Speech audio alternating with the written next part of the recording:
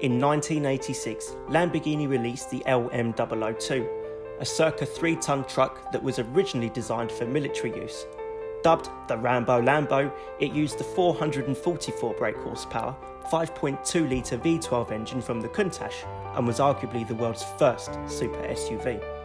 Production lasted until 1993, but only 328 LM002s were sold, which makes this particular raging bull a somewhat rare beast. Since then, Lambo's focused on its more exotic mid-engined offerings, cars which have inspired generations of petrol heads the world over. But now, Lamborghini is back in the super SUV game. And here it is, the Lamborghini Urus. I suppose the biggest question is it just another VW Group SUV, but in a Lamborghini frock? Or is it a proper Lambo? I suppose there's only one way to find out.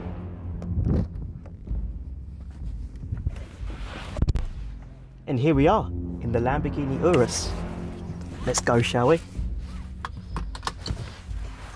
Let's start it. Ooh, sounds good, doesn't it? Let's put it into Corsa. Turn the traction control off. Engage first gear. Build the revs.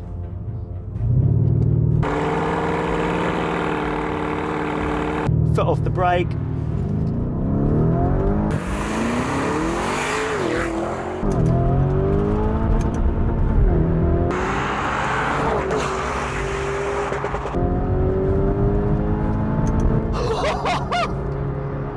All right, okay. Wow, wow, wow. The colossal straight-line performance comes courtesy of a twin-turbocharged 4-litre V8 engine with 641 brake horsepower and 627 foot-pounds of torque. This means the Urus is good for a 0 to 62 time of just 3.6 seconds and a top speed of 190 miles an hour. Believe me when I tell you, this is an SUV with supercar levels of performance and supercar levels of noise.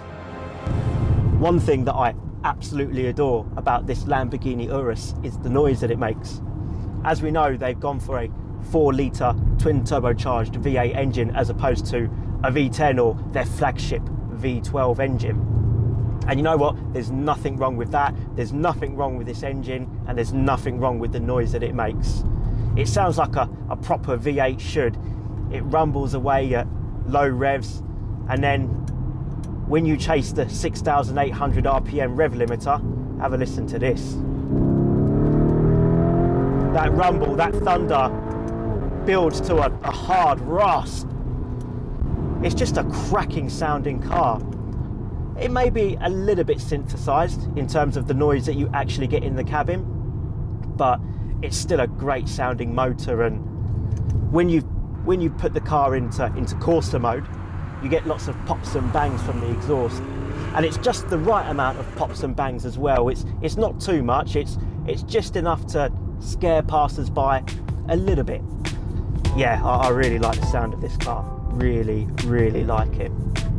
Despite the vocals, when the Urus is left in its strada mode, that means street in Italian, it quietens down and can be piloted through town without announcing itself every time you go near the throttle pedal. And once you get used to the width, only the narrowest of city streets become difficult to navigate. In fact, the big Lambo is rather civilised. Being able to just take your Lamborghini to the shops is quite extraordinary, actually. However, it's also been designed to drive like a car adorned by the raging bull, and has a few tricks up its sleeve to help it do just that. The Urus rides on air suspension, and in its sport and Corsa driving modes, it sits 15mm lower to the ground. It benefits from 4-wheel steering, with the rear wheels able to turn plus or minus 3 degrees to help with high-speed stability and low-speed manoeuvrability. The big Lambo also comes with active roll stability control, which tightens up the outside suspension to help keep the body flat through corners, and has huge reserves of grip thanks to its massive Pirelli P0 tyres.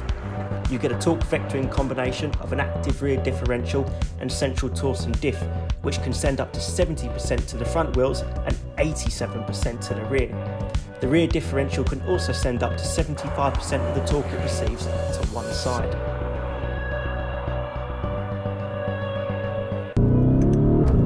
So, what does all of this actually feel like? Well, the best way to describe the Lamborghini Urus's handling is that it feels a lot like a big, hot hatchback. And you know what? That's not a criticism. That is, in fact, a very good thing, because hot hatchbacks are brilliant across a country road like this one. And the Urus, well, it changes direction beautifully. The body control is excellent, and the traction as you come out of corners is exceptional. You can just feel the four-wheel drive system laying the power down and just shooting you down the road. It's a very, very impressive package. The weak link in all of this, if there is one, it's the gearbox. It's an 8-speed ZF, and you know what? It doesn't change gear with the immediacy that I'd like, particularly in Corsa mode. I'd like a gearbox that really just fires the gears home a little bit quicker. One thing I do like is that up changes are met with a naughty kick in the back as you're going along, which makes it feel just that little bit more exciting. Other things to mention, well, the brakes. They're carbon ceramics and they are absolutely huge. And you know what? They have such a huge amount of stopping power and performance. And you know what? The pedal's really well modulated. One of the criticisms of carbon ceramic brakes is that despite being very powerful, they do tend to lack feel. But no, this pedal is very good. No, honestly, you find yourself a back road in one of these and you are going to have a lot of fun.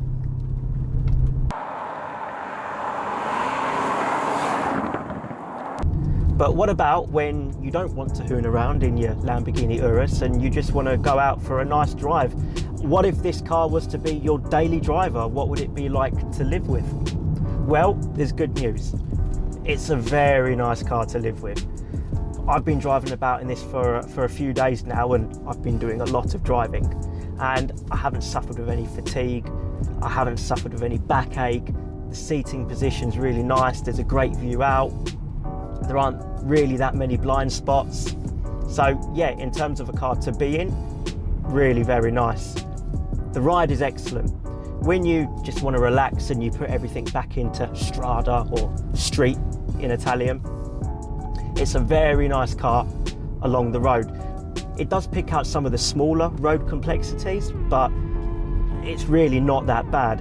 And once you get up to some speed, maybe 50, 60 mile an hour, it just gives the suspension and the damping a chance to breathe, and you really find yourself gliding over those larger undulations. It really does ride very well indeed. Fuel economy? Well, it seems a bit silly talking about fuel economy in a Lamborghini, but look, I'm not going to lie to you, if you drive it hard, I saw 7 miles to the gallon, which is not very frugal, is it? But day to day, we've been averaging high teens. On a longer motorway journey, you could even get early to mid 20s out of it. And I'm not lying to you, I genuinely saw that on the trip computer. So it can be economical-ish if you want it to be. Of course, it's a 2.2 tonne, 641 brake horsepower SUV, so fuel economy is never going to be top of the pile. But you know what, for what it is, it's very good. Speaking of day-to-day usability, the cabin is a lovely place to spend time. There's abundant leather, Alcantara, aluminium, and the Bang & Olufsen hi-fi sounds incredible. Sure, there's Audi knocking around which will annoy the purist, but the Germans know how to make solid interiors, and Lamborghini have set about lavishing it with their own design cues. Wherever your eyes wander, there's Lamborghini branding, hexagonal shapes, contrast stitching, and the main drive select controls come complete with a fighter jet style cover for the start button. Proper bit of theatre that. Tell me, what do you think of the aesthetics? To my eye, it looks how a Lambo SUV should. Wide, low, relatively speaking, and angular, complete with large alloy wheels and quad tailpipes. The Urus is an aggressive looking car that attracts attention wherever it goes. It won't be to everyone's taste, but I'm a fan. But does all of this make the Urus a proper Lamborghini? It was a question that kept hassling me over the 4 days I spent with it. I drove it a lot, showed it off, drove it some more, and in the quiet moments I thought long and hard over an answer. And here's what I came up with. You know what? Whether you think the Lamborghini Urus is a proper Lambo or not is completely irrelevant. And I'll tell you for why. Because this is an important car. The Urus ensures the future of Lamborghini. The next Aventador, the replacement for the Aventador, which will be coming within the next couple of years, where do you think the money's coming from for that car? It's this. The Urus is helping pay for the bills. And you know what? It's more than that. It ensures that Lamborghini can keep on making bedroom wall pin-ups. It ensures that 10-year-olds can have a big, outrageous looking Italian supercar on their bedroom wall. It's going to help inspire the next generation of petrol heads. And you know what? Because of that, the Lamborghini Urus, it's alright. Not only is it a great super SUV, not only is it a great car, driver's car, performance car, whatever you want to call it, it's a great Lamborghini. And that's all there is to say about that.